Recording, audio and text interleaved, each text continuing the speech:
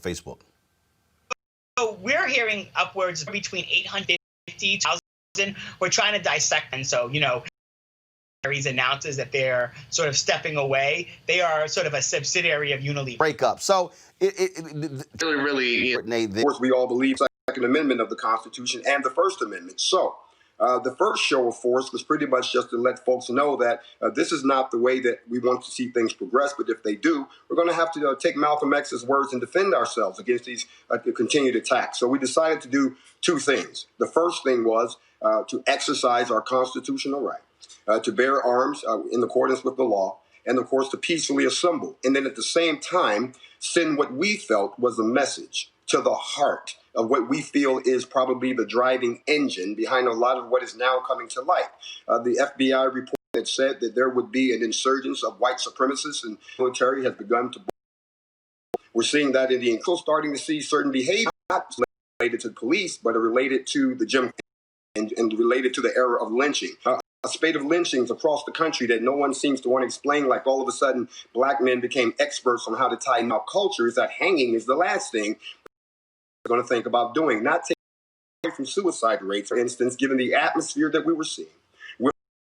What appears to be very evident whites as detained as they do black folks, with the rise in the protests that happened after George Floyd, and then again the increased presence of what we could only deem as agitators, dressed like police but heavily armed. We thought it would be in our best interest to send a message to the heart of what we believe is the driving engine behind that, the KKK, the Ku Klux Klan. What we found out when we dealt with the McMichaels and Mr. Bryan down in Brunswick is that they were all members of the same Klan lodge, which spoke volumes. And when we found out that the most of the folks in the town were okay with that, we know about the Deep South. Well, in this particular instance, Stone Mountain represents the birthplace or the rebirthplace of the Ku Klux Klan. So we decided to do something that had never been done before, and that was to peacefully assemble a formation, not a mob, not a bunch of protesters, not a demonstration, but to call a formation of our black militia, which is what we are, and to actually go up to the mountain and make a statement that we wanted to make under the First Amendment to the Constitution, and then leave. That was the intention. In the process of us planning this, here comes the threat. And this threat was communicated by major media, communicated by the White House, Department of Justice. So we took it at face value. Even though we hadn't seen anything of some of these other threats, you were not going to continue to threaten the black race. It was not going to happen. And it was time for us to show folks that we can defend ourselves. There's been a lot of misinformation out there where folks are trying to paint us as a terrorist group or that we're out to attack folks. And, no, that's not the purpose. The purpose was to send the message. The message was sent very well. And we also demonstrated that we could organize ourselves in such a fashion that no one got hurt. There were no incidences of anyone accidentally killing themselves. There was no property damage. There were some exchanges of words between some of the folks who were made to leave the park. Folks don't understand that the law enforcement evacuated the park when we came, and they closed the park for us to avoid any conflict. So it was a very peaceful event. As a matter of fact, it was a history-making event because it happened simultaneously with another march that we had in Phoenix, Arizona at the exact same time. This was a message to all of the white militia and to all of the folks who continue to believe that you can treat black folks any particular type of way and that we will not stand up as U.S. citizens and arm ourselves per the Constitution. When you on that particular point there, I mean, we have seen all of these different white militia groups come out mad, protesting. They don't have, they don't want to wear masks, things along those lines, and storming state capitals. What I've said to people that when I see this video, the actions of these black folks totally different than what I've seen for some of these white protesters in Michigan and Wisconsin. I mean, absolutely. But people always say, "Oh my God." Because, again, we know how America is. We always say it. America freaks the hell out when black folks with guns show up in public. Well, you have to understand something, Roland. If you've read the book Brainwashed by Tom Burrell, it talks a lot about... Oh, yeah. I actually interviewed Tom Burrell, so know him well. Great book, great he actually talks about a lot of the behaviors that have been ingrained into certain cultures, so that automatically, by default, we automatically assume something to be wrong, even if it's not against the law. And one of the things that he talks about in that book is the fact that African Americans have been socialized to believe that the presence of guns is an evil thing. And that's why the image of the black man being the evil crime marauding across the, rape, robbing, and pillaging as if this is the birth of a new nation has been ingrained on sides of the fence. However, when white folks decide they want to pick up guns and run up on state houses and threaten the police and nothing happens, black folks see that and go, well, face of aggression against the black community. Thank you again, Roland. I appreciate it. And again, for the folks who are out there, I unfortunately, I do not have it with me, but it is on my bookshelf at home. I'm trying to actually pull it up right now. Just give me a second. I want to. So for the folks who, again, who don't understand history, this actually, Lance Hill is the author of a book. Go ahead and show this. The Deacons for Defense, Armed Resistance, and the Civil Rights Movement.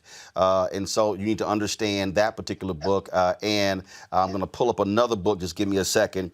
For folks who don't know, I actually interviewed him. He was one of the leaders of the Student Nonviolent Coordinating Committee, Charles Cobb. And Charles Cobb also wrote a book.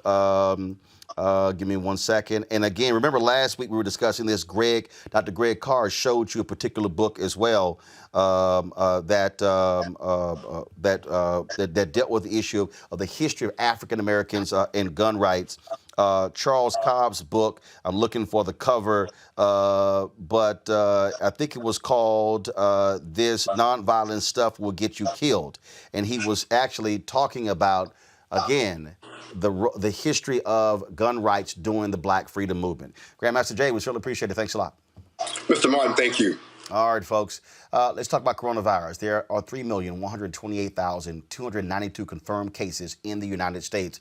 134,424 people have died, and 1.3 million folks are recovering. Now, the Centers for Disease Control and Prevention will issue new guidelines on school openings after Donald Trump questioned the current ones. He tweeted this: I disagree with CDC Gov on their very tough and expensive guidelines for opening schools. While they want open, they are asking schools to do very impractical things. I will be meeting with them. In another tweet, he threatened to cut funding for schools if they did not open. Now, despite surges in some parts of the country, he is pushing for all schools to reopen by the fall. In fact, Betsy DeVos, the education secretary, has also said that. But states are still pushing back, not only on this, on other issues. Just this afternoon, Houston Mayor Sylvester Turner and that state's convention organizations ordered the Texas Republican Party that they cannot hold their conference at the George Brown Convention Center in Houston next weekend. Now, here's what's interesting. Republicans voted to move forward for their state convention in Houston, but their speakers will be speaking remotely. Really? So y'all scared to come speak, but y'all want folks to going back to school in the fall. Joining us right now is infectious disease expert specialist, Dr. Alexa Gaffney. Dr. Gaffney, glad to have you back on Roland Martin Unfiltered. Thanks for having me on, Roland. Here's what's interesting. These folks have not talked to, they are not communicating with teachers. They're not communicating with administrators. They're not communicating with school staff, all of the people who are going to have to be in these schools. You have schools who are struggling, trying to figure out what protocol they're going to employ. My two twin nieces who go to a school, we've already gotten information, and my wife was on a Zoom going over the information on what that's going to entail. It might mean them going to school physically for 2 days and then being digital for 3 days. But for this administration to blast the CDC, the actual scientists who understand this, the people who understand why this is important, to have the kind of pressure being brought to bear by saying we're going to take your funding, I have never seen. These are thugs. These are thugs who don't believe in science. These are thugs who don't believe what is fair, who don't really care about the children. And I'm going to tell you right now, Dr. Gaffney, it's going to happen if you have these kids go back and all of a sudden 20, 30, 50, 100 kids come down with coronavirus. We already know 7,000 kids have gotten infected in Florida. The bottom line is here. You're going to see a panic that we have not seen before.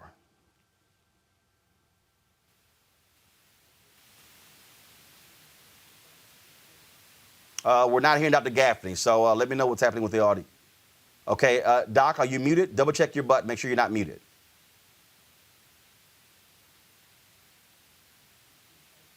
All right, let's see here. Let's figure it out. We're waiting on Doc to figure it out there, so we'll so just let me know when she is when we have her audio fixed there. Okay, so let's go to our panel. Let me know when Dr. Gaffney's audio is fixed. Eugene, I'll start with you. I mean, this is crazy what is happening. I mean, these thugs are basically trying to, bash, the CDC and force them to come up with some guidelines that don't make sense. I mean, this is absolutely crazy. People will literally die because Trump wants to play a political game. I mean, they will literally die. While you may not have as many deaths among the young and among children, they can still be carriers to people that are at risk. And that has to be taken into account when you're dealing with opening up schools. Employees will be at risk, and the children will become carriers. And Team Trump doesn't care about that. All they care about right now is literally just trying to win an election. He's terrified. He's not going to have the convention he wants in Jacksonville. They're trying to position and show that this isn't as bad as it is. We can open up the economy, open up schools. Got it. Hold tight one second. Eugene, hold on 1 second. I want to go to Dr. Gaffney. We think we got her back. Doc, you there? I'm here. Okay, go ahead with your comments. All right. Sorry about the mishap before. But we are playing in dangerous territory, and to endanger the lives of our children is absolutely unacceptable. I'm shocked that states are allowing even summer camps to open, but I understand that the pressure of parents going back to work. But to enforce this idea that the schools are working too hard or are going to spend too much money in an attempt to even keep our children safe when they return to school is ridiculous. The fallout or the potential fallout of children going to school, gathering together, getting sick, because it's going to be extremely challenging to keep small children safe and socially distanced. We can't even get it done with our teenagers who have a greater ability to ration and reason and keep distance, but still do not. How do we expect our children to safely do that? So small children coming back home to parents and to grandparents, because many folks in the United States are living in multi-generational household, is a setup for disaster. We're already in the midst of a man-made surge because people could not resist the urge to go out to bars and party and gather at their homes. And we're expecting a natural surge come fall and winter when the cough, cold, and flu season comes in. So on top of dealing with COVID 2019, we're going to be dealing with flu and RSV and typical strains of coronavirus and rhinovirus. And we are setting ourselves up for disaster. And so this Senator Rand Paul, I remember he was on, he was just going on and on, schools got to reopen. And I'm sitting there going, do y'all understand what you're saying? And then this whole notion, they've been peddling this whole deal, and which is also part of the problem, I think, from Fauci and others, that, well, young folks shouldn't have to worry about this. And all of a sudden, we're seeing people in their 40s dying, now 30s and 20s, and now we're seeing teenagers, and now we're seeing younger people. We had a doc on Sunday who said, we don't know what this disease does. It hits people. So you have the Broadway actor who dies, who had who was very healthy. I read the story about a guy who was a hiker, an avid outdoorsman, who almost died from this. Folks, they have no idea. So to sit here and act like, oh, no, the kids will be fine, don't worry about it. Yeah, but even if they survive it, you're still going to have health issues after that.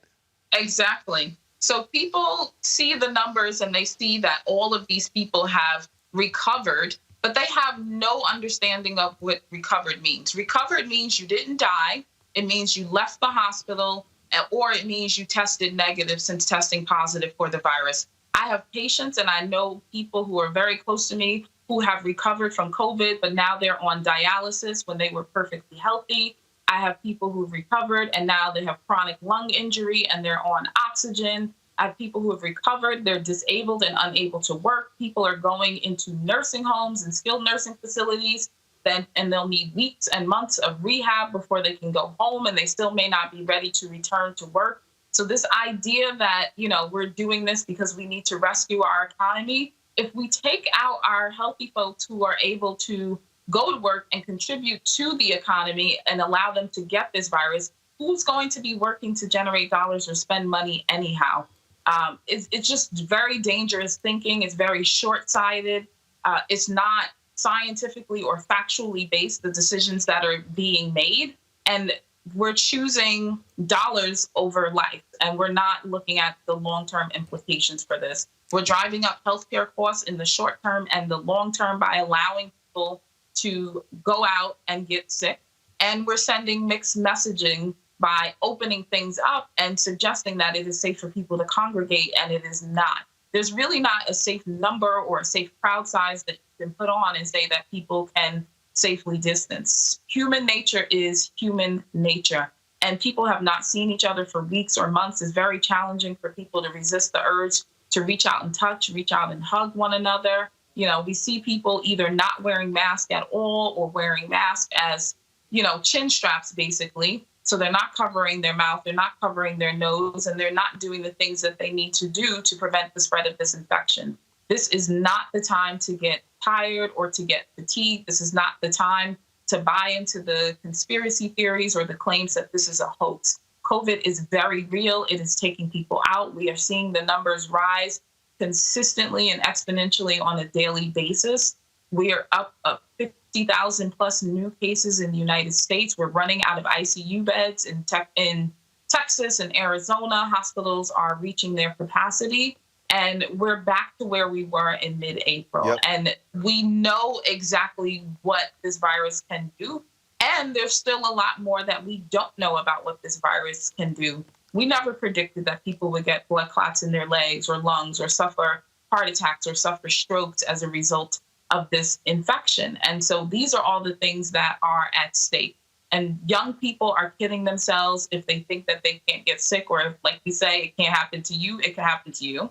And, the government is kidding itself if they think that we won't see a greater fallout if we allow our children to return to school. We haven't seen greater numbers because the children were pulled out of school. But schools are petri dishes. They're germ factories. Children touch one another. They touch everything. There's a lot of shared space, and children are not going to go behind themselves and clean up and disinfect the same way that adults would, nor can a teacher maintain a classroom environment and keep it clean and disinfected to the degree that would be required to quote unquote keep a school safe. But you can't keep a school safe. That's the reality. Yep. And that's the issue that we're facing. Dr. Alexa Gaffney, we certainly appreciate it. Thank you so very much. Thanks for having me on. All right. Okay, folks. So here's the deal here. I want to go to you, Julian, before I go to my next guest, Dr. Patrice Cullors. Julian, colleges are dealing with this. I just got to know the Ivy Leagues have canceled all sports until the fall. They announced that they're going to be going to online learning only. Hampton University announced the exact same thing. Some other HBCUs are saying they are going to have classes, but it's going to be a combination of online as well as in person. Folks are trying to feel their way. It doesn't help to have an administration sort of being heavy-handed with this whole deal. This administration has totally dropped the ball. Betsy DeVoid, as in devoid of good sense, has failed to put out any guidelines, so people are making it up along the way. For HBCUs, especially small HBCUs, who are tuition dependent, this is almost a death knell unless we do something about that. But for even a Harvard or a Stanford, we're going to see dollars going down. We're going to see basically a hybrid way of delivering higher education. The real challenge is if there were national guidelines, national thoughts, even, people could say, okay, I can cut it around this or cut it around that. Yep. I fear that the young people who graduated in 2020 and fall of 2020 are basically going to have what I call a scarring year. When something drastic happens, young people are scarred, which means it basically carries through the rest of their lives. These young people are going to be scarred in terms of how their education and then their careers develop. And this is all the fault of this administration. Absolutely, absolutely. Before I go to Patrice Cullors, Eugene, go ahead with your comment. Sorry, muted. Look, the thing is this, the Trump administration, they're playing a risky game here. They're playing a game of literally people's lives. Currently unsatisfied with 130,000 people dead. For them, it's literally about winning the November election. And, it has, at this point, it has to be more than that, especially they claim to be pro-life. Scott, your comment. I've been tweeting about this. I've said this administration is deaf, they're dumb, and they're dangerous. And you got all three. They're dangerous because of everything your guests have said and the doctors said. They're dumb because of everything they've said. And they're dangerous because they've made a political decision. You can call it what you want. They've made a political decision to live with COVID-19 between now and November, because with the economy decimated, he knows he cannot win. And so his philosophy or their decision-making is that America is going to have to live with COVID. And we're going to have some people that will die. That's the cost of getting the economy back and the cost of attempting to win the election in November. I think it's too late, but this is really the 3 Ds: deaf, dumb, and dangerous. Well, trust me, this team here is real good on the dumb part. Got to go to a break. We come back. We're going to talk with Patrice Cullors, co-founder of Black Lives Matter, about the movement for Black Lives. That's next on Roland Martin Unfiltered. You want to support Roland Martin Unfiltered? Be sure to join our Bring the Funk fan club. Every dollar that you give to us supports our daily digital show. There's only one daily digital show out here that keeps it black and keep it real as Roland Martin Unfiltered. Support the Roland Martin Unfiltered daily digital show by going to RolandMartinUnfiltered.com. Our goal is to get 20,000 of our fans contributing $50 each for the whole year. You can make this possible. RolandMartinUnfiltered.com. Someday soon, the time of Trump will pass. This circus of incompetence, corruption, and cruelty will end. When it does, the men and women in Trump's Republican Party will come to you, telling you they can repair the damage he's done.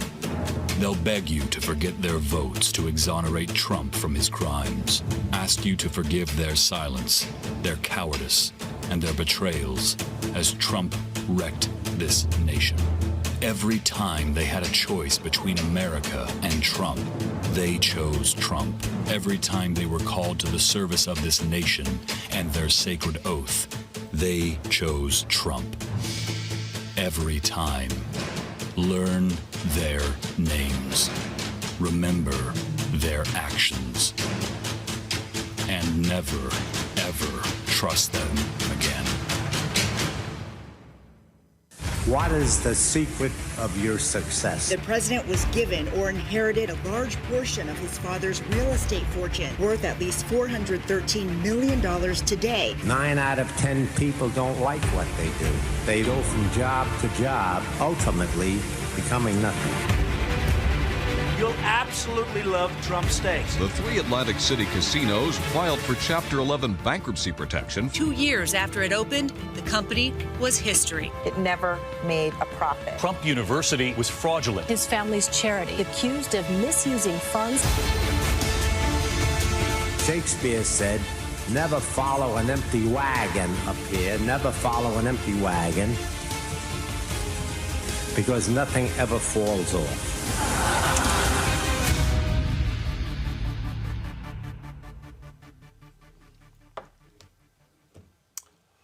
Folks, the reason those ads are critically important, especially that first one, is that Donald Trump was allowed to do what he has been doing by Republicans who have been drunk with power. You look at a Senator Lindsey Graham, who had all sort of nasty things to say, pretty much saying that following him would kill the Republican Party and destroy this country, yet he was perfectly fine with allowing Trump to do what he does. Then, of course, you have all of these other Republicans. Senator Marco Rubio, no guts. Senator Joni Ernst, just the other day when she was questioned, where she was quoted back when she criticized Obama when there were 2 Ebola deaths in the United States. Yet we've had 134,000 people die due to coronavirus, and she says that Donald Trump is doing a good job. And of course, you got Senator Susan Collins with her nonsense. And we can go on and on and on. But the fact of the matter is this here. All these people will stay in power unless we actually mobilize, organize, and vote. I have told you, Donald Trump and the Republicans have appointed 200 federal judges. Let me be clear, y'all. Donald Trump and the Republicans have appointed and confirmed 25% of all federal judges in America. 25% of all federal judges in America. If he gets another 4 years, they will appoint more federal judges. That means that at the end of 4 years, he will have appointed half of all the federal judges in the United States. I want you to hear me clearly. Half. They are purposely appointing people who are between the ages of 35 and 45. They are purposely doing this. Do you follow me? On purpose, they're doing this. That's what is going on here. Because they want to be in control of the federal bench for the next 40 to 50 years. Every law that is passed in this country is passed. Why? Because it's going to be reviewed by the federal bench. We need to understand that. It is going to be reviewed by federal judges. So if y'all are sitting here going, oh man, this is really no big deal, I can ignore the top of the ticket, no. The people who are senators that matter. If Democrats get control of the United States Senate, they only need to pick up 4 seats. They believe they're going to lose the Senator Doug Jones seat in Alabama to either Tommy Tuberville or former Senator Jeff Sessions. They understand that. Which means that right now they're leading in Arizona. Democrats are leading in Arizona. They are leading in Maine. You also have them slight lead in Montana. And then you also have a big lead in Colorado. Big lead in Arizona, big lead in Colorado. And then, of course, what you have in Maine. That means you pick up 1, you control the Senate. That means that you will see more black progressive federal judges.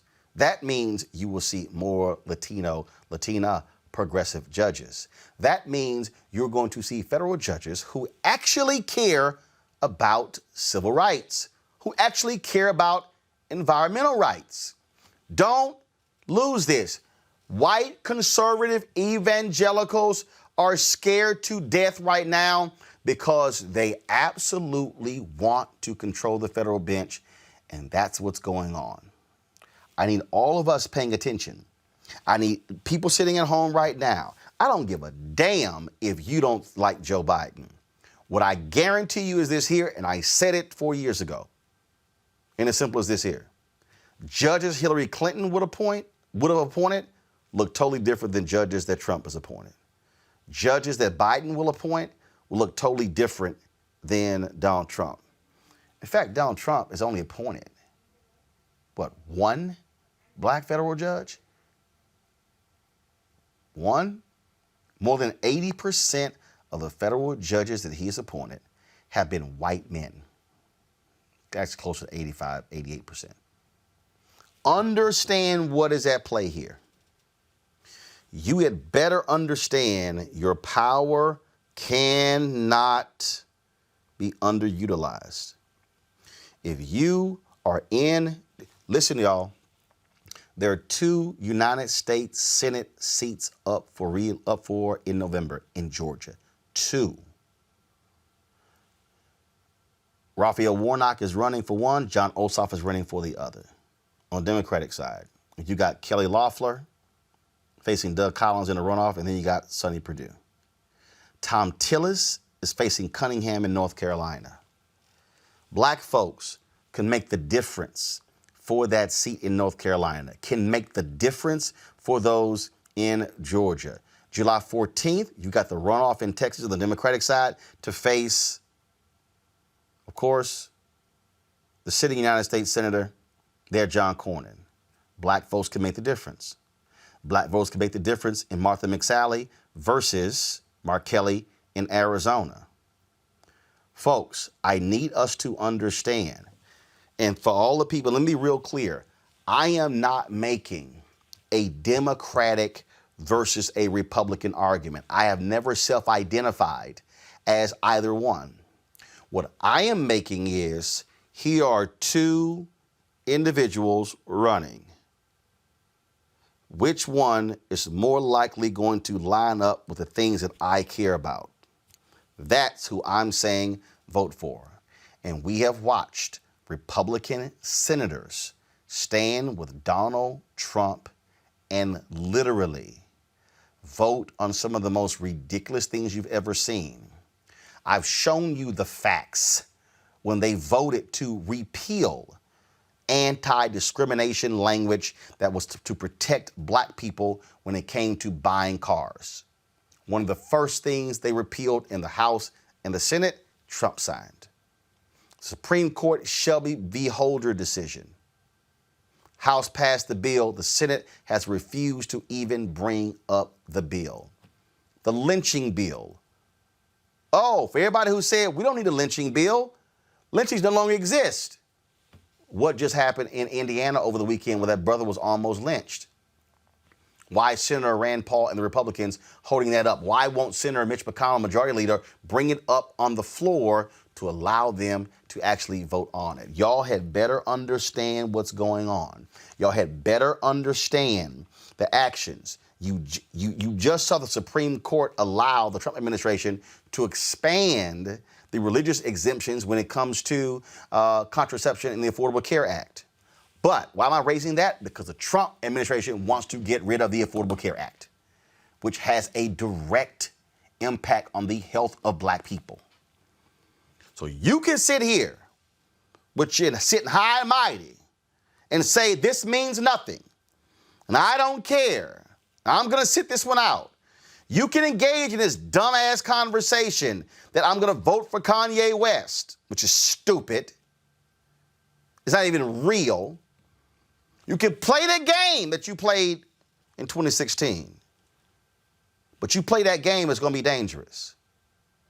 And the decision that you make come November is not going to just impact you.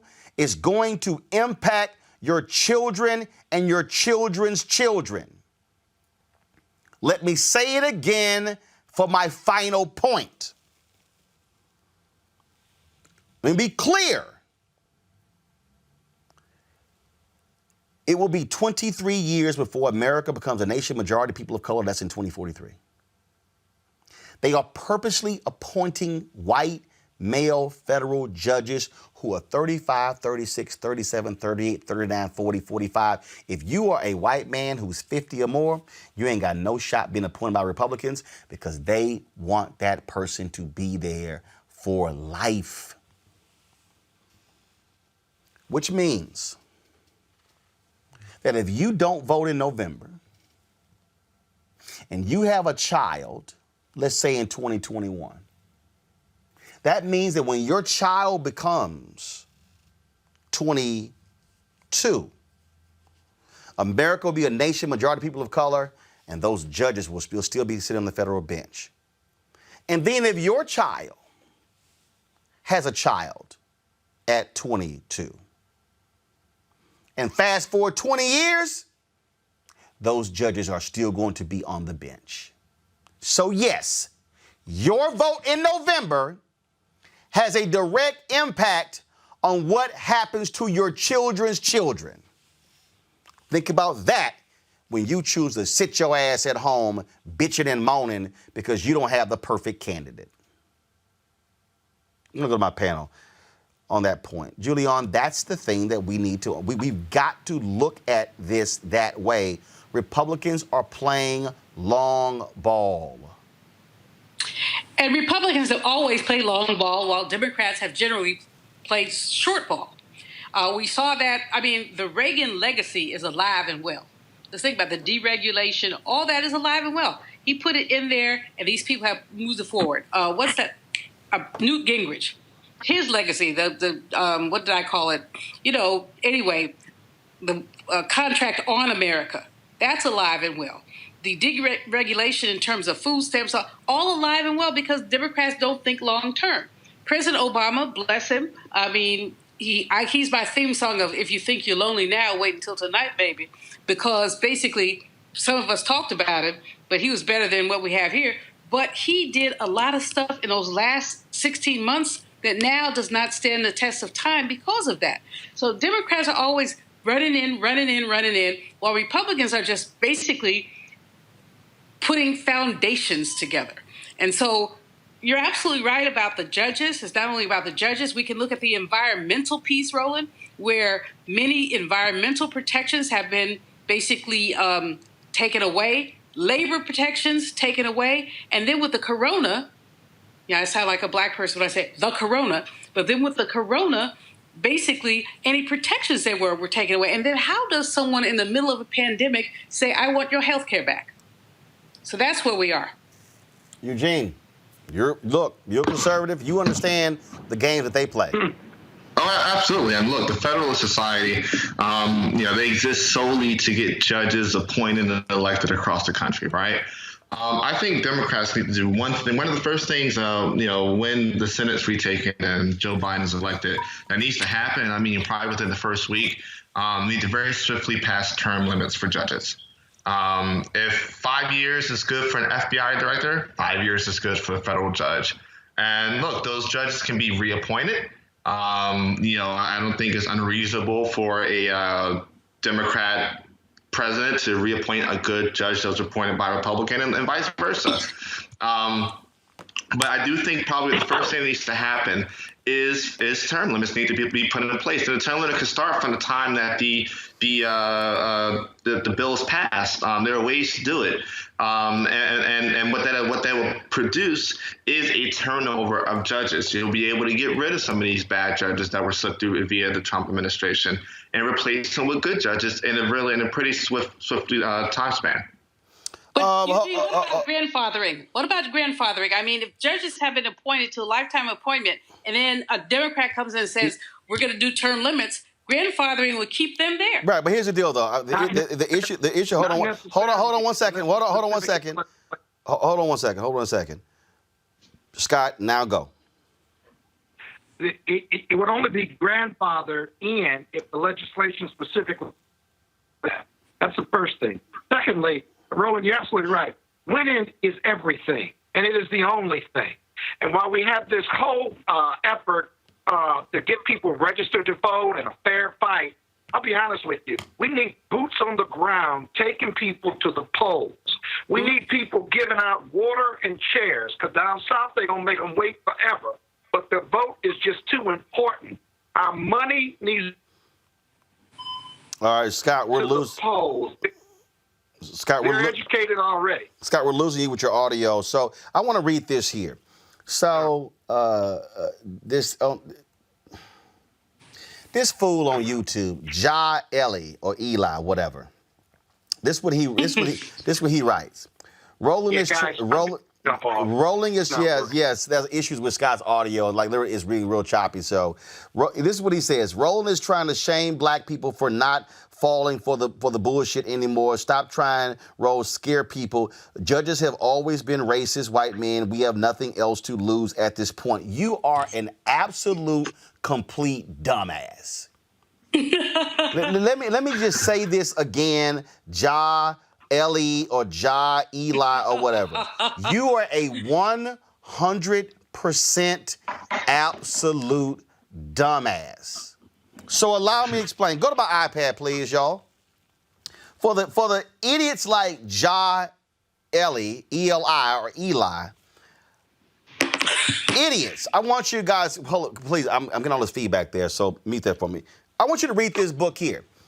This book is called Unlikely Heroes, a vivid account of the implementation of the Brown decision in the South by Southern federal judges committed to the rule of law. It's authored by Jack Bass. Ja Ellie, who is a dumbass, what you don't understand is that these were white men who took the Supreme Court's Brown v. Board of Education decision, and they then interpret that and executed the decision. Let me say it again. They executed the decision. I am from Texas. There's a guy named William Wayne Justice. I got somebody over here to say, Roland, you have too much class to cuss. No, sometime you got to cuss dumbasses out. There's a guy named William Wayne Justice. William Wayne Justice was a federal judge who ruled that the Texas prison system degraded inmates and trashed the condition of those federal prisons. He oversaw the prison system in Texas for more than 2 decades. Google it. He died last year. Justice William Wayne Justice. I can go down the line, Eli, of federal judges who played a crucial role in ensuring the protections against African Americans. Reuben Hurricane Carter. It was a federal judge, white, who actually went above and beyond and considered the evidence in his case that freed him. I can go on and on. Now, let me be real clear. That does not mean that all white federal judges have been fair and impartial. It does not mean that they have properly ruled in our favor. But you have got to be a complete dumbass to somehow suggest that we have nothing to lose. Because what you don't understand, and I'm tired of these idiots who don't read, who don't study, who don't know jack, who don't realize that the ruling of a federal judge for or against can be used for the purpose of precedent 100 years from now. Let me say this again. Dumbass Ellie, or Eli, and people who think like you. The rulings of federal judges have been cited in Supreme Court decisions from more than 100 years ago. Don't you think for a second that we have nothing to lose if we see more federal judges who are frankly anti-black? Eugene, go ahead. Yeah, I mean, look, the federal judiciary has always been the backstop for civil rights movement from slavery to now. What you often couldn't get done in the legislatures or in the Congress or in the executive branch. There's this document there called the Constitution that, the gentleman might want to take a look at, that provided for a judiciary that, at times and more times than not, used to protect us. Brown versus Board is probably the most blatant example, but there are many others out there. Look, you got somebody that's on death row. You need a judge to put a stop to to put a temporary order in place so the case is reviewed. There are countless of examples of where the saving grace literally has been good judges. Literally has been good judges. Without the catalyst of Round v. Board, we may not be where we are today, and that came from good judges. Scott, are you there? I am. Can you see and hear me? No, we can't see you, but go ahead and talk. We can hear you. That's much better. Go ahead and talk. Well, these are Article 3 courts, and they're all. Scott, do you have a cricket phone? You are going in and out. Okay, try to talk now. Go ahead. I think it's your equipment. No. I think it's your equipment. Julian and Eugene sound great. Listen, these are Article 3 courts. Can you hear me? Go ahead. They're feeder system. Okay, y'all. To the Supreme. Yeah, we can't hear Scott at all. I'm sorry. We just can't. It's just like we hear every 5 words. Julian, go ahead with your comment. Julian, go ahead. Guys, Julian. Yes, I'm here. Julian, go ahead. Okay, can you hear me? Yes, we can. Go ahead. Okay, I'm saying that we rely on the Constitution, although it's imperfect. And so that person you were communicating with, I forgot his name, has something to do with the idiot. But it makes a difference if we vote. We cannot go down like we went down in 2016. A lot of people said, oh, gee, you know, we don't like Hillary. You don't have to like her. Trump can't do anything that horrible. We've seen horrible. We've seen horrible in terms of the environment, horrible in terms of the labor market, horrible in terms of elections. How many polling places have been closed? And this man has attacked people's ability to vote by mail. So anyone who thinks that this vote does not matter just needs to go away. Just seriously needs to go away. Well, go again, to church or go someplace. The fact is that it does matter. Yep, absolutely, it does. It does matter. And so we're not going to play games. We're going to keep hammering this whole deal. But I'm trying to explain to y'all why conservative evangelicals, all they care about is the federal courts, and that's for a reason. Folks, remember the man and woman, the white couple who used black paint and a large paint roller to vandalize that Black Lives Matter mural in California? We'll refresh your memory. No, I'm fucking serious. What are you doing? What is wrong with you?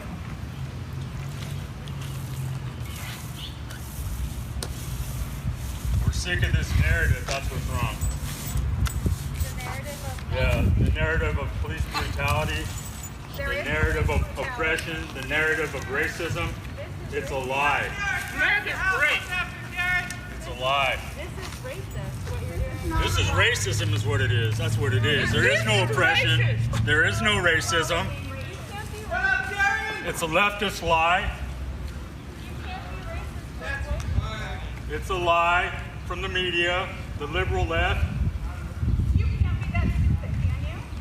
No, but you can be. No, I'm not actually. You are the idiot in the scenario. He's just shit in fucking New York. This is not happening in my town. Well, it's not happening in her town. Really, Nicole? Well, Nicole Anderson and David Nelson are now being charged with violation of civil rights, vandalism under $400, possession of tools to commit vandalism or graffiti, and hate crime. How about them apples, Eugene? Look, I'm telling you, you know, it may not be happening in her town, but definitely is happening in her town. This charge is being dropped. And look, you know, hopefully this is an example that deters, you know, other, you know, MAGA hat wearing ingrates that, you know, you decide to mess with these murals. You'll catch some charges. And look, there were, you know, their actions were racist and they're valid hate crimes. So I'm glad they were charged. And let's see what happens here, because, you know, charge is one thing, conviction's another. And here's some other charges. A San Francisco lawmaker introduced a new bill called the Karen Act. It stands for a caution against racially exploitative non-emergencies. San Francisco Supervisor Shaman Walton says that this bill would make it unlawful for someone to make a false report based on someone's race, ethnicity, religious affiliation, gender, or sexual orientation. The bill was created in response to recent incidents where a lot of white folks have been calling the police on innocent black people, Julian. You know, Dr. King once said, the law cannot make you love me, but it can keep you from lynching me. And that's what these laws and this movement is about. I don't care what white people think about black people. But when some silly white woman calls the police on a man who's bird watching, when someone calls the police on a child who's selling lemonade, that is hateful. And so these laws we're moving to a place where at least hate is illegal. Doesn't mean that we love each other, but it does mean, as Dr. King said, the law can prevent you from lynching me. And so a step in the right direction. Now you spoke of that woman. She's actually being charged. Now the brother in that case, he's not cooperating with police. He said that she suffered enough. I mean, look, okay.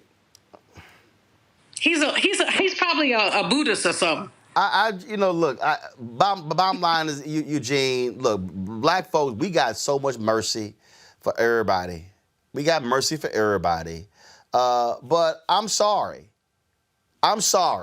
If that white woman had been successful calling the cops, that brother could have been dead. Damn that. Eugene, prosecute her ass. Exactly. Under the jail. Exactly. There ain't enough mercy in this world. You put my life at risk, throw the cuffs on and no bail. Let's get the reverse of that cash bail. The other end of it. One end is letting people out and holding them. If her intent was to get him swatted and get him killed. And, there is no level of Jesus, no level of mercy in this world. You try to get me killed, I'm going to use every possible ramification to make sure you are dealt with. Yeah, simple as that. All right, y'all, a few weeks ago, an Oregon politician claimed that he received a racist, hate-filled letter and posted it on his public Facebook page. Well, after investigation into the matter, Jonathan Lopez confessed to writing the letter and filing a false report. The letter read, Mr. Lopez, you're not welcome here and will never be anything in this community or state. Umatilla County kills, I don't know what that meant, like you, and are dumped in the fields and river. That's why our crops are the best. Don't waste your time trying to become anything in this county. We will make sure you never win. Your family suffers along with all the Mexicans in the area. Americans for the God-fearing, pro-gun, pro-life humans who refuse to be controlled by the government. There's no room for you here. Sincerely, America. Police say Lopez could be charged with a misdemeanor for the incident. He should be charged with a misdemeanor, and he should resign from office because that's disgraceful. Roland, it's interesting. You're absolutely right. I don't know what's wrong with this man to do that when we have tensions so heightened. But here's what I do know. If you go back and look at Oregon's history, there was a time when black people were forbidden to live in Oregon. There is tension there. I went there maybe 10 years ago for a speech, and I was told that I could not walk to the little deli around the corner and say, if you want something, we'll bring it to you. I'm like, well, I like to walk. And there was an issue. So the tensions are there, but he was totally wrong to exploit them, and he should resign. He should do something with himself, and he should actually explain to us why he chose to do that. Eugene?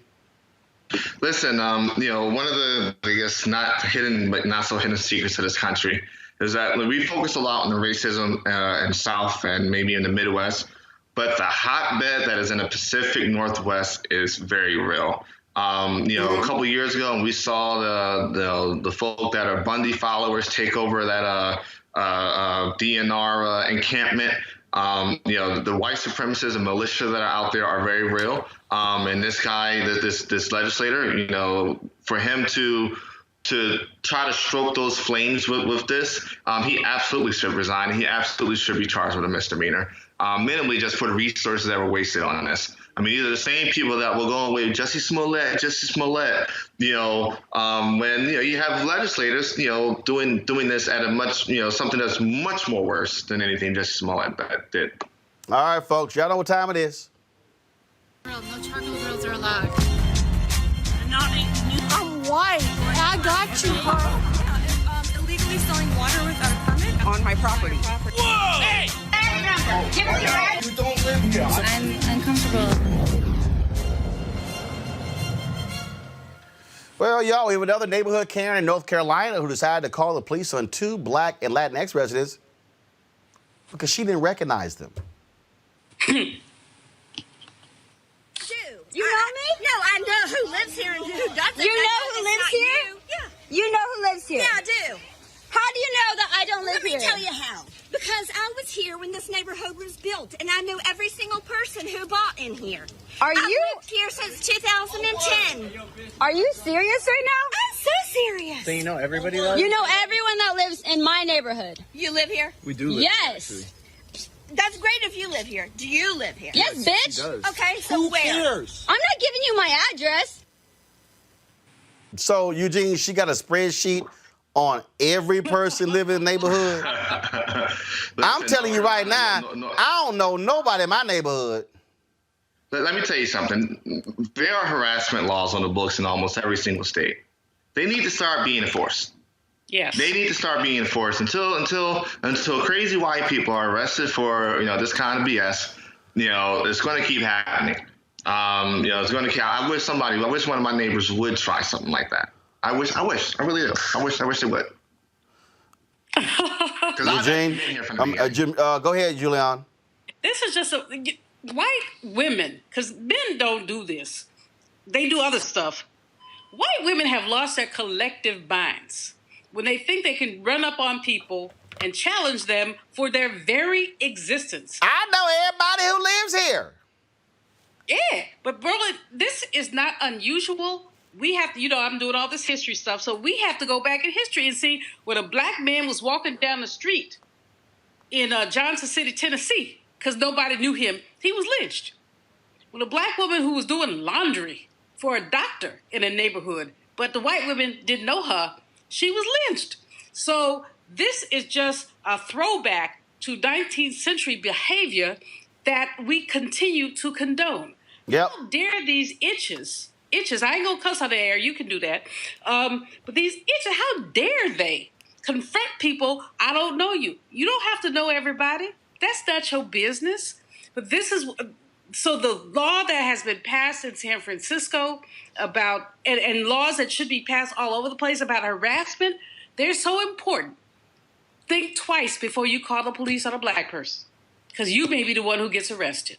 All right, y'all. Roll the next video, please. Please watch the show. The next time I come, we're going to be even. Come on, my guy. Then we can talk that shit. Sit down. Come on, Don't you dare. Don't you fucking dare. All right, I discussed that fool yesterday. All right, folks, let's go to this next one. Remember this here? The white woman who coughed on a baby in a stroller after she had a verbal altercation with the mother? Well, guess what? She been fired from her job with the California school district. Yep, she gone. Hey, Eugene, I keep. Do we have a video of that? So here's video right here.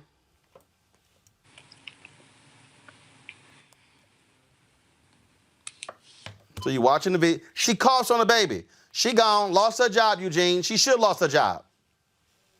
Should have lost more than that. Yeah. Well, look, I'm glad she lost her job. I hope there's some, assault charge that's pressed against her, which also lead to, another civil judgment against her. These people are out of control. And you can, Eugene froze. Go ahead, Julian. These people are crazy. We know they're crazy, and they're ramping up because they have a leader-in-chief, a chucklehead-in-chief, who's encouraging them. Coughing on a baby when you know there is a pandemic is endangering the baby's life. It's sick. But every single day, you see these people. They won't wear masks. They move it up on people. They're basically endangering people's lives, and they're being encouraged by the chucklehead-in-chief who does not want to put a mask on, who thinks this is all under control.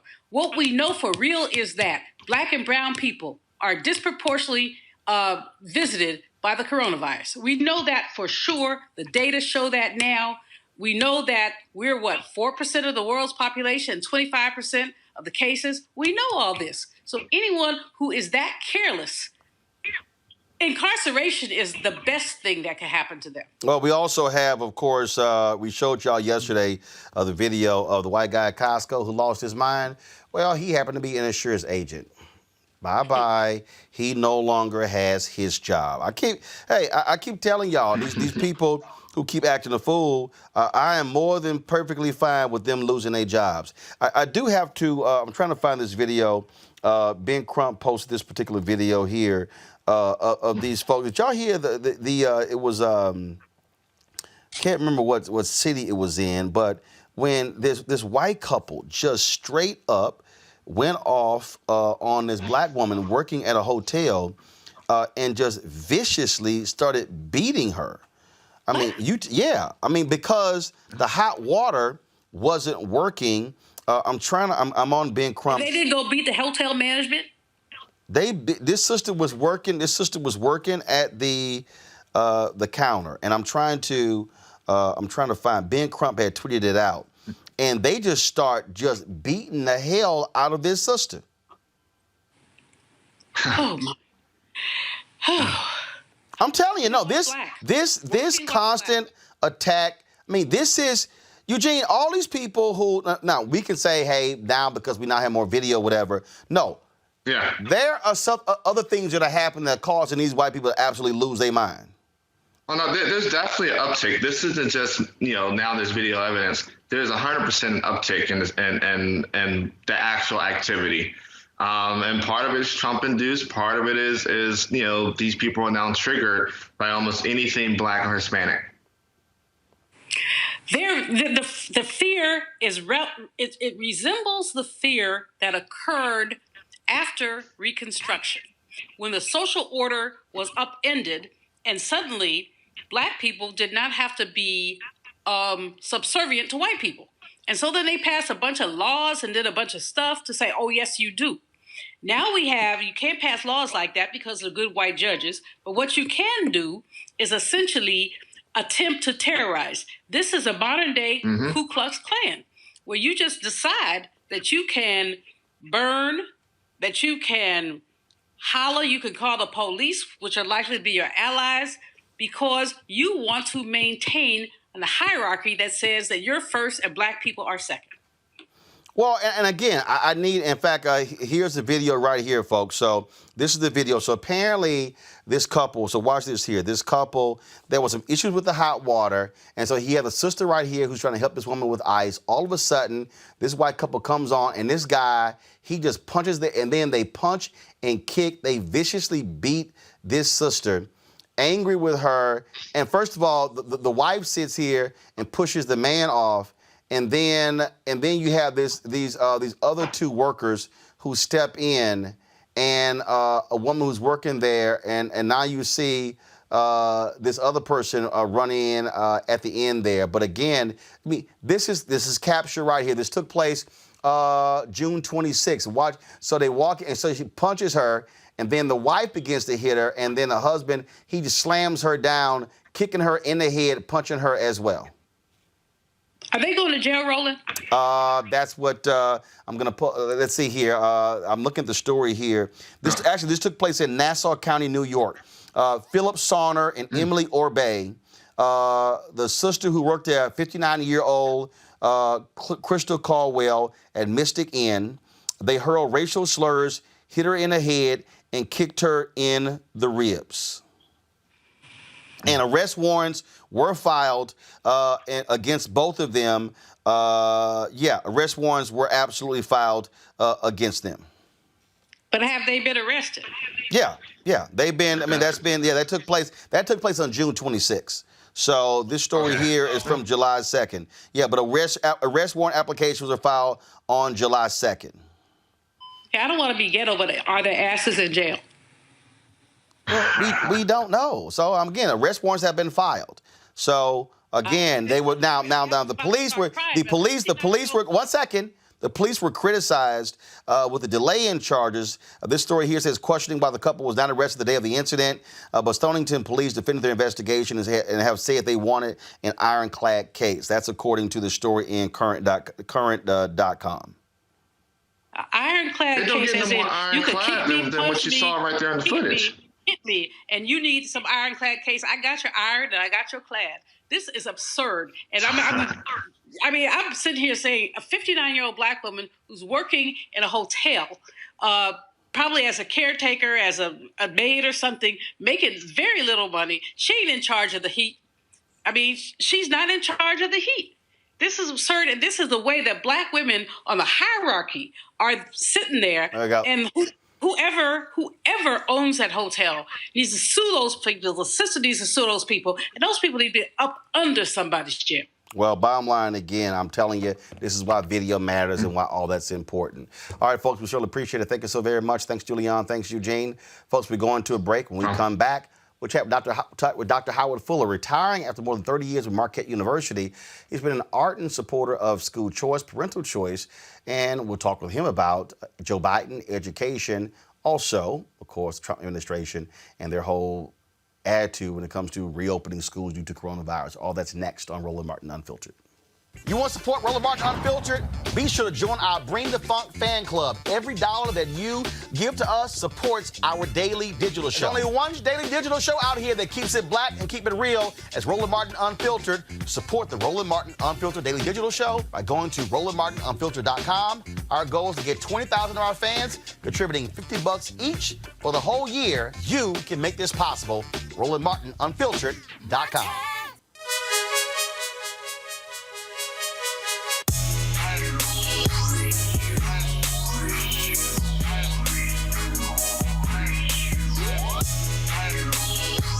All right, folks. The folks at Ceek.com, they have, of course, their virtual reality headset, which you can see right here, which allows for you to actually place your phone inside of this particular headset, look at 360-degree video, look at virtual reality video right there on your phone as well.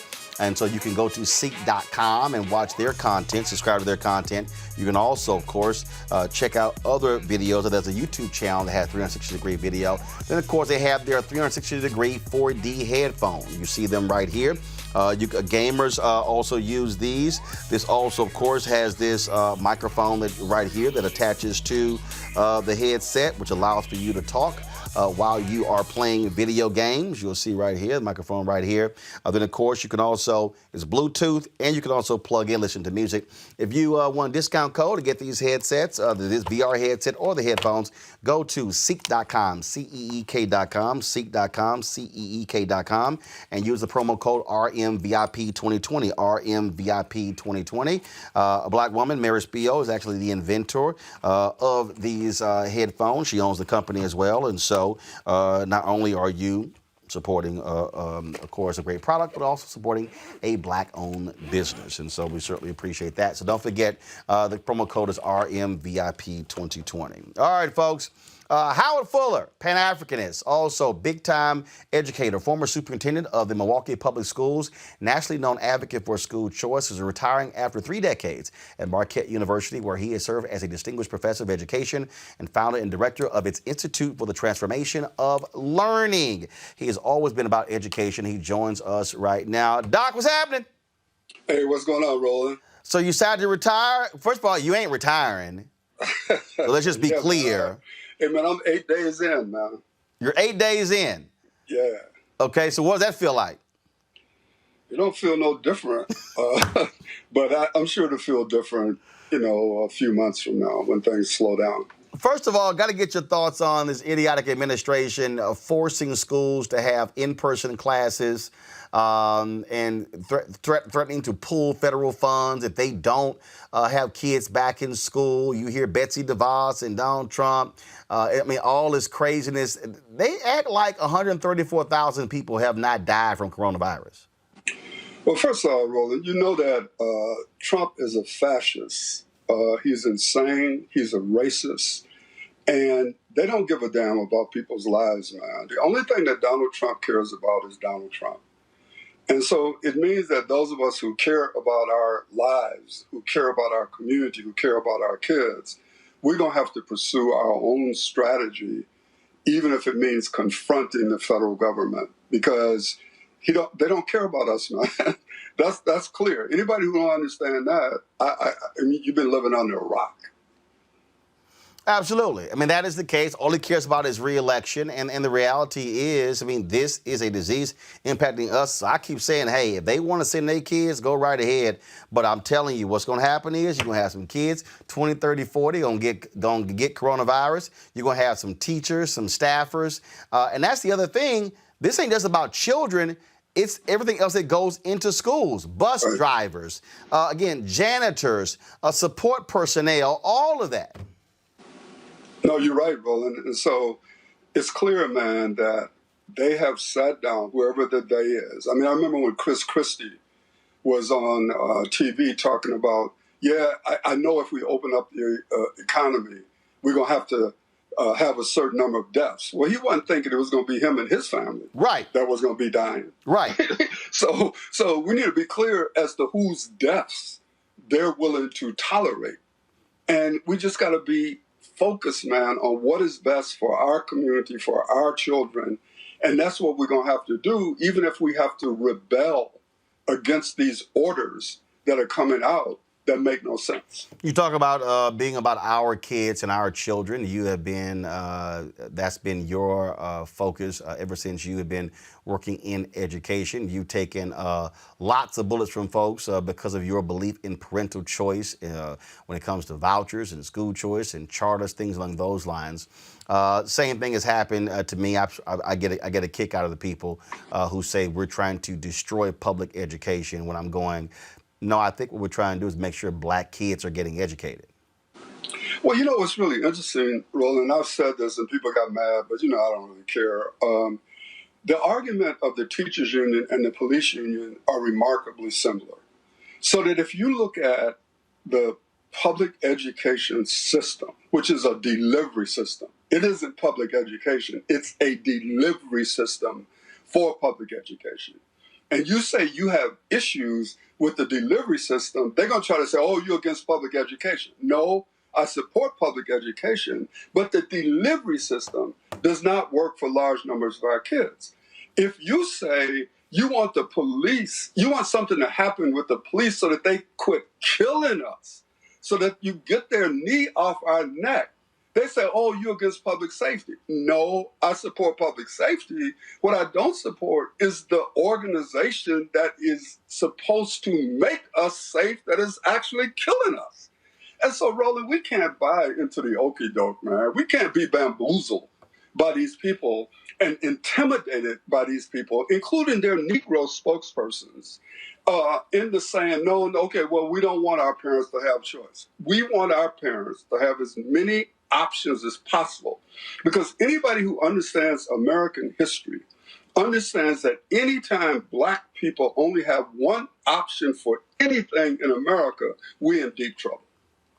But on that point, and this is what I have made clear, very clearly, is that I am for black people running charter schools that educate black kids. We're in control of the contracts, which means that we get to use black vendors. We get to hire black teachers. I'm trying to understand, how is that anti-black? Well, obviously, Roland is not, man, but you know enough, and you've been out here long enough to know that none of this is based on logic. It's based on people's interests. And the reality of it is that when you talk about the conditions of black people in America, it's not just a racial issue, it's also a class issue. And for a lot of black people, school districts have been the entree to the middle class. And so when you begin to talk about radically changing those districts, you begin to impact people's economic reality. But what they're not hearing, though, Roland, is we're not asking people to take a vow of poverty or to be without employment or to be without income. We're saying we can begin to do it on our own. We can use these mechanisms to create jobs, to create income for our communities in ways that even the traditional system can't do. And that's the piece there. And when we talk about failure, this is what I also say. If there is a traditional school that's working, keep it. Right. Keep doing what you're doing. Right. Replicate it. But if there's a traditional school that is failing and is failing our children, I can't look a black parent in the eye and say, hey, wait for my 5 or 10-year plan to kick in if your child is in the 7th grade, because by the time my 5-year plan kicks in, they will be walking across the stage with a subpar education.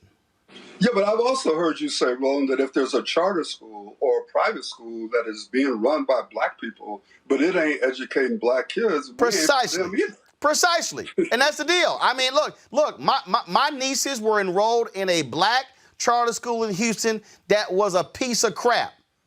And me and my wife told them and said, no, they coming out because y'all don't know what the hell y'all doing. I'm absolutely about shutting down anything that don't work. But Roland, I've heard you say it over and over again, and the fact that you keep getting criticism obviously means that people are not trying to hear it. They're listening to Diane Ravitch or Randy Weingart or whoever the hell they're listening to, and they're not trying to listen to reason. They're not trying to listen to the logic of your argument because it ain't about that, man. It's about people protecting their own interests, but it's also people not understanding how to change their interests. And one of the things that's been clear as long as we've been in this country, man, we've had people who will function against our interests and in essence against their own interests because they really fundamentally don't understand how this stuff works in this country. One of the things, you talked about that as well, and you had lots of criticism for Democratic candidates during the various debates, leading rallies and protests there. And when you look at right now, and I've heard from school choice supporters that they do not like Joe Biden's education committee because it's devoid of folks like you.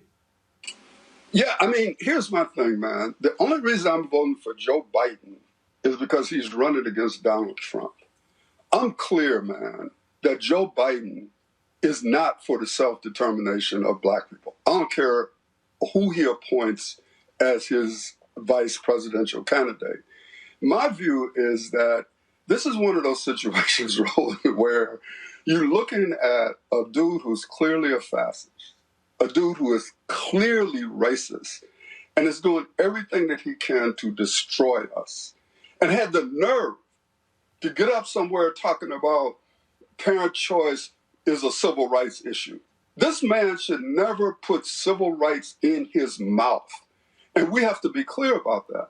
But we know that Joe Biden is going to turn his education platform and his whole education process over to Randy Weingarten of the world.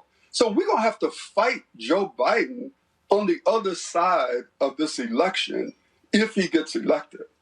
But I can't, in good conscience, say I'm not going to vote for Joe Biden because I don't like his education platform. There's some larger issues here, Roland, that we got to deal with. But we then have to organize ourselves to fight him and his forces on the other side. And I want to stay right there. I want to stay at that particular point there because, see, that's the thing that I wish people understand. That point you just said. There are Republicans. There are Republicans who ain't like Trump. But their whole deal was, I hate Hillary more. And their point was, we're going to vote for him, and then we're going to fight him to get what we want. And so when I listen to all these folks who holler, I'm making demands now, and this is what I keep saying. You can make all of the demands you want of Joe Biden now, but if you are not organized and mobilized with infrastructure to fight him after the inauguration, all you doing is running your mouth right now. Exactly. No, Rob, and I've heard you say it, man, and I don't know why. I don't understand why that's not clear to people. But the other thing that they try to do, Roland, is they try to tie you and me to Trump, no matter how much we've been clear about our opposition to him. And in power politics, man, at a certain point in time, you make your demands on Biden. But there comes a moment when you have to say, okay, I done made these demands. He didn't listen, but I'm still going for him. But while I'm going for him, I'm organizing myself to fight him the night after the inauguration. Right. Or the night of the inauguration. Right. And that's the point right there. That, look, hey, man, right. Do understand. And in fact, I'm going to try to find it when I interviewed when it was the night before the inauguration of Obama. I moderated a panel, Spike Lee's ad agency, sponsored Howard University, Camden Auditorium. On that panel was Reverend Jackson, Reverend Sharpton, Cornel West, Donald Brazile, I think Amy Holmes or Tara Wall, one of them. I can't quite remember. And we sat there, and Cornel West said, we're going to put pressure on that brother. He said, we support him, we love him. Talking about Obama. Right. And so black folks got mad, and I was like, y'all play the tape. He said it. And I think that's the piece. I think the problem is that we got a lot of people, I ain't going to name names, I've done it before, but I'm going to give them the benefit of the doubt right now. We got a lot of people who talk a good game, but are you willing to put pressure on that person once they are in office? And that's the difference. And I'm just like you. I'm going to give Joe Biden hell. When Joe Biden said, we getting rid of charter schools, I'm like, Joe, do understand, you're going to hear from me and a whole bunch of other black people, especially black parents, if you think this is going to be the only option we're going to have for our kids on the education side. Right, but none of us can be lulled into saying, because Donald Trump said something about parent choice and civil rights, that we ought to be looking over there to support this man. That's idiotic, bro.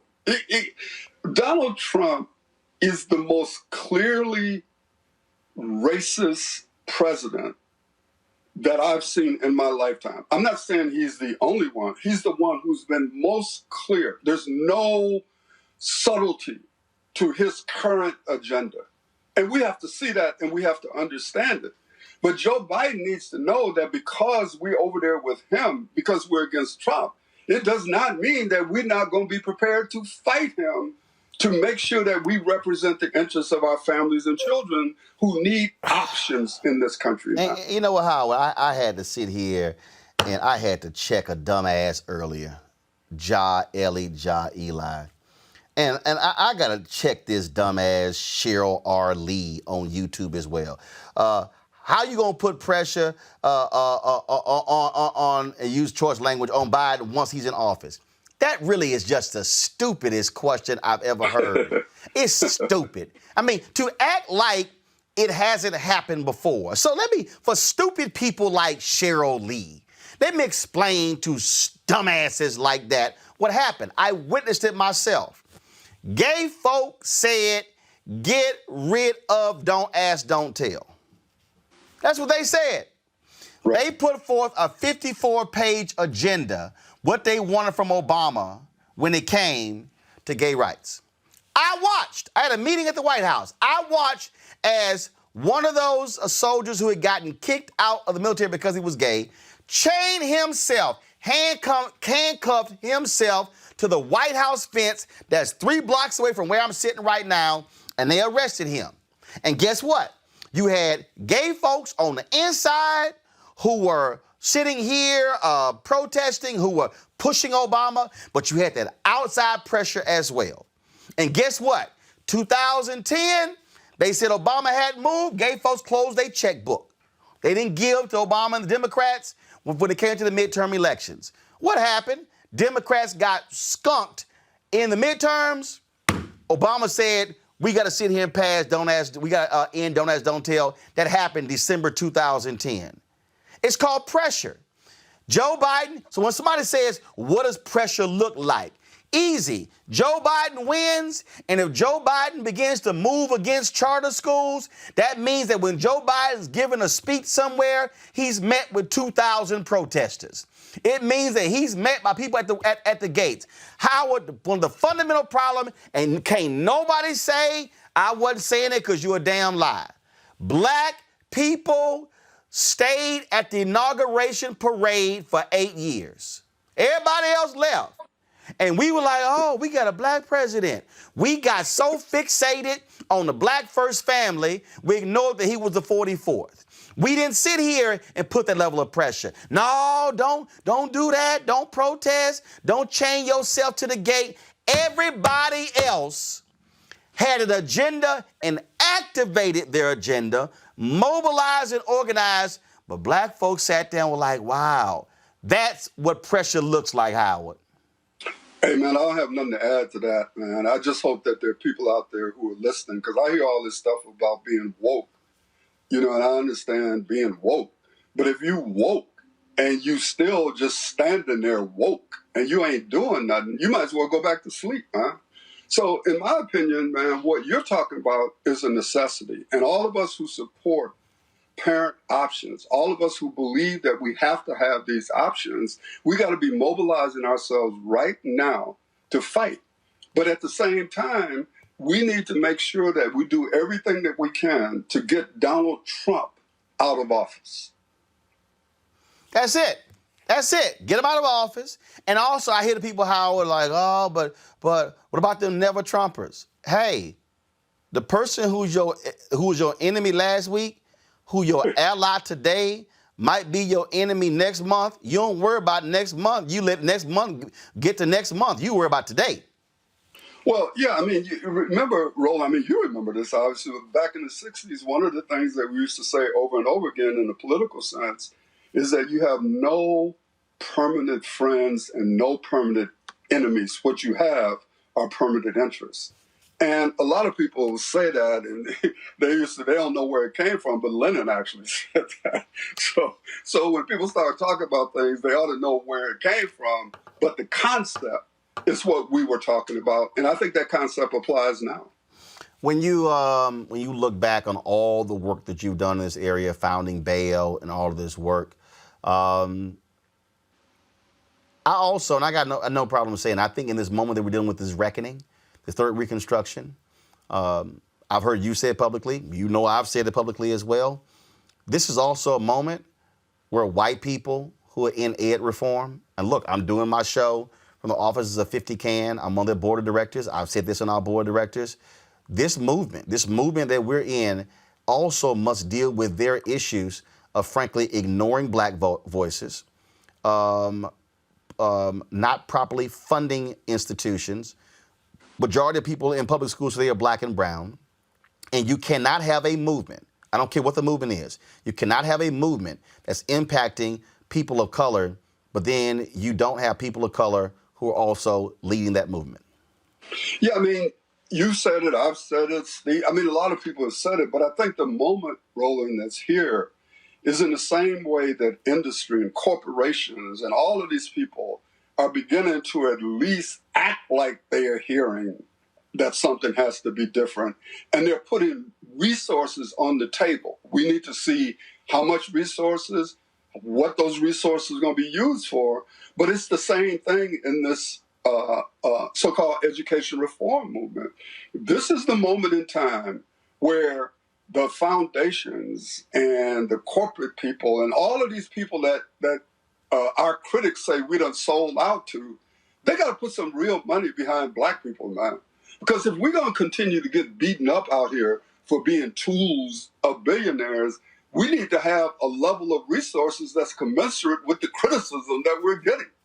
And so this is the moment in time, man, for people to step up to the plate and put real money behind black-governed, black-led organizations in this education reform movement. I gotta ask you about this here. We were on a panel at the National Association of Black Journalists several years ago, and all these people, they were criticizing you. And you said this statement, which I still find hilarious today. And you were like, I'm sorry, you said, which white folk money is good? Yeah, you know, it's interesting, Roland. It's like, you get these black people in the room criticizing you or me for taking money from Walton. And my question is, where y'all getting the money from? So it's comical, man, to see black people in a room arguing over which white people's money is okay and which white people's money is not. I mean, I talked to Chris Stewart today because evidently Andre wrote some kind of paper, but I don't ever read nothing Andre says. It's just interesting to me. Andre who? Who's Andre? For the Brookings Institute. Oh, got it. Okay, good. You know, would be criticizing some black person for taking money from some white person. Well, I mean, it's ludicrous, Roland. But it's a part of the game, man. And so what I think we have to do is that those of us who believe in what we believe, we got to pursue it relentlessly. We got to argue for even more resources so that we can do more work for our community and let the criticism come. The criticism is going to come whether you take $1 or $1 million. I would rather have the criticism come when I got $1 million as opposed to $1. Absolutely. Well, Dr. Howard Fuller, man, we appreciate all the work that you have done, all the work you are going to continue to do. You have never stopped giving folks hell. I appreciate your friendship, your knowledge, all the work that you've done. And y'all, it's a true story. I was reading some book. Y'all, it's a true story. I'm reading this book, and I don't know what book I was reading. I can't remember. And they started describing, and they had this African name. And then they said he now goes by Howard Fuller. And I was like, and you talking about education. So y'all, I sent Howard a text and I said, Howard, this you? And I was like, yeah, man, that was me. I absolutely hollered. And so I also get a kick out of the people who go, man, Howard sold out. I'm like, do y'all know Howard was a Pan-Africanist and was fighting this thing when your ass was a thought in your daddy's brain about trying to hook up with your mama? Yeah, well, Roland, I really, I appreciate you. I love you, man, as a brother, and I appreciate your friendship. And I just want to thank you, man, for being resolute in the struggle. And even though I'm retired, if there's anything I can do, man, you got all the ways to get in touch with me, so just holler, man. Absolutely. Well, Doc, we appreciate it, man. Enjoy retirement, but I'm quite sure Joe Biden beats Trump in November and he start acting funny on this whole issue. I'm going to see you down the street 3 blocks away standing in front of the White House with a megaphone. I can guarantee you that. Yes, sir. I appreciate you. All right, thanks a lot. Appreciate it. All right, folks, that's Dr. Howard Fuller. Y'all, please, I should have pulled it up, so just give me a second. I want y'all to get Howard's book, a phenomenal book, where he talks about, of course, his history in education, being the superintendent of the being the Milwaukee school district. And so his book, just give me a second. I'm pulling it up. My apologies. I should have had it up. My bad. And so this is the cover of Howard Fuller's book. It's No Struggle, No Progress, A Warrior's Life from Black Power to Education Reform.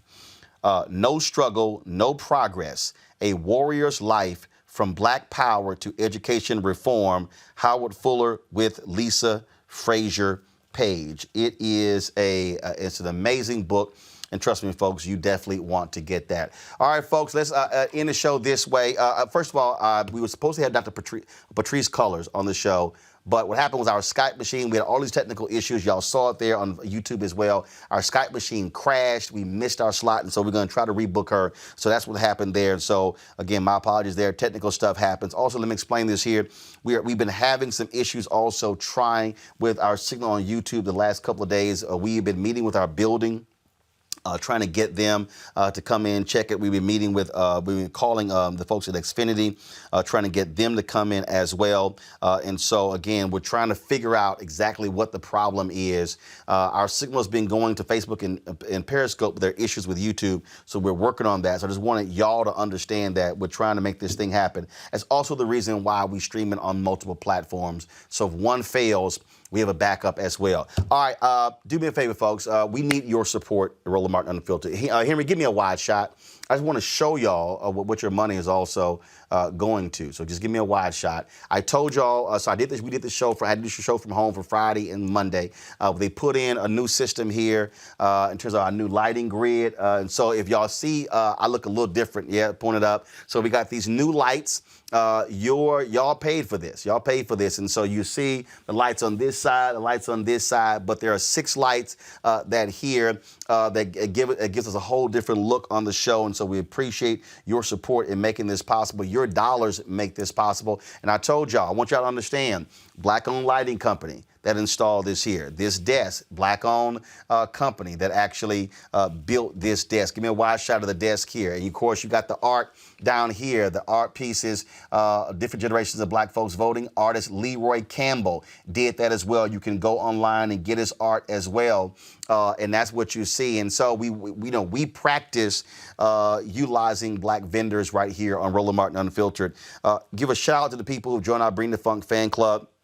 Alexander Charles, Ariella Brimley, Black Mama Brands, Shakira, Chris Oliver, Darla Broughton, Derek Reinhardt, Helen Harris, Our TYME Entertainment LLC, Imani Enterprises, Jewel, Kareem Coleman, Karen, Kessa Hammock, Kevin Thorne, Leela Mason, Leonard Vaughn, Lisa Young, Mercedes Fialo, Michael Norris, Pat Bill, Kadar Wicks, Raina Okri, Robert Thomas, Rodney Page, Rose Moore, Ruby McGowan, Siobhan Sherry, Stephanie Cooper, Stephen Coleman, Thea Wilson, Valerie Williams, Wanda Worthy, Wendy Butler, Yvonne Acevedo. Folks, you can join by Cash App, $RM Unfiltered, PayPal.me/R Martin Unfiltered, Venmo.com/RM Unfiltered. You can also send a cashier's or money order to New Vision Media Inc., 1625 K Street, Suite 400, Washington, D.C., 2006. You can send it there. These are a lot of the people. Matter of fact, we got cards in today this was from Eric. Where's the envelope go? So I can read the last name. But we got some other, like all these folks have sent stuff in. We got some great stuff. This is from Elisa Starr. I watch your show every day and I love your bright colors, your fighting spirit, and your jokes. I really appreciate you keeping your panel all black. You've introduced me to some of the smartest, most insightful minds of our time. But by far away, my most treasured memory of you is your interview with Nikki Giovanni. Your brain is a treasure. We're all lucky you like to broadcast its contents all over the world. So, Elisa, we certainly appreciate that. John Little, I'm so excited about this opportunity to support the family by becoming a member of the Bring the Funk fan club. Also, thank you for all that you do, and say hi to Dr. Carter, Rob, Reese, and Erica. And a shout out to Ceek.com, Black Vodka, Black Voters Matter, Texas A&M, Dr. Avis, Miss Terry Ellis, and A5A. So, John Little, we certainly appreciate that, folks. We got other notes that folks have sent in. Please invite Adam Abbott to your show. They're on YouTube to wake the people up. And so that is from, who is this from? Michelle Stallings. And so we appreciate that. Let's see here. This is from, who is this from? This is from Natalie Jackson. The greatness of a man is not in how much wealth he acquires, but in his integrity and his ability to infect those around him positively. Brother Roland, keep talking that talk and walking that walk. Stay true to thyself. Sincerely, Miss Jackson. My favorite panel is Dr. Carr, Reese, and Erica, LOL. Deborah Crawford sent us a check, and then Deborah Crawford, let's see here. Nope, that was just it. I thought that was a note. Let's see here. Carol, was it Carol, right? I'm enclosing a personal check for $100 to support Roland Martin Unfiltered. I enjoyed listening to Roland and his panelists, except Malik Abdul, smiley face, on Facebook daily. I find the political topics very informative and educational. I continue to pray for the show longevity. Carol, David, I certainly appreciate that. Thank you so very much. I'm going to read just a couple of more. Thank you for all you do. I appreciate it. We would like to please speak. I love this one here. Henry, you're going to like this one. Would you please speak to Henry a little nicer when you are addressing him? Ruby McGowan. Henry, Ruby, is she kin to you? Yeah, Henry got his aunts and his cousins right in here. And so she want me to speak to Henry a little nicer. Hell no! I'm just messing with her. All right, Ruby, I'll try. But, you know, if Henry do something stupid, I got to go ahead and shout at him. All right, so Henry, you want to frame? Henry, you want me to set this out so you can frame it? Yeah, Henry want me to frame this one, okay. All right. All right, I had to save that one. I see, I'm going to have to read that one. Let's see here. Please. Dolores Benton, I don't know what they're saying. Please include me in your... Okay, I don't know. Something. Include me in something. But I gave you a shout out, Dolores, and so I certainly appreciate it. And let's see, I'm going to read one more letter from our fans, and we got to go. This one here is nothing on this one. Okay, cool. I appreciate that. Let's see here. Oh, we got a card. Let's see here from, who is this here? Rebecca Walker. I enjoy your program. You're a stand-up brother who isn't afraid to speak truth to power. Please continue to present the issues of the day in a bold and enlightening manner. Encloses a small amount to further the cause. Sincerely, Rebecca Walker. Folks, I'm telling you, we got people all around the country who support our Bring the Funk fan club. We want you to join. If you watch it on YouTube right now, y'all can give right here on YouTube. And I'm telling you, right, we've got Keenan let me know. We've got more than 9,000. I'll have the actual number tomorrow. So we're getting closer closer to our goal. We want to have 20,000 people. By December 31st, we want 20,000 of our followers supporting the show. Y'all on Periscope, Facebook, y'all can give. Our goal is to get $50 each for each of our fan club members. And again, show budget is met. We got no issues. And so we want y'all to do that. So please help us get to our goal. Again, pull it up again, Cash App, PayPal, Venmo. You can also send the cashier's check. All those up. You can also, if you want to use a credit card, just simply go to RolandMartinUnfiltered.com and you can use the use Square as well. And so, and remember, if you join the fan club, you get a discount code for products, the pocket squares, and the books that are on the website. You got that as well. Don't forget Ceek.com. Go to Ceek.com. Use the promo code RMVIP2020. We get a cut of those proceeds, which also goes to fund this show. That's why we do what we do. Folks, I will see you guys tomorrow. It's Thursday. Who do I got tomorrow? I got someone on the show tomorrow. I can't remember right now. It's been so busy. All right. Y'all have a good one. Holla!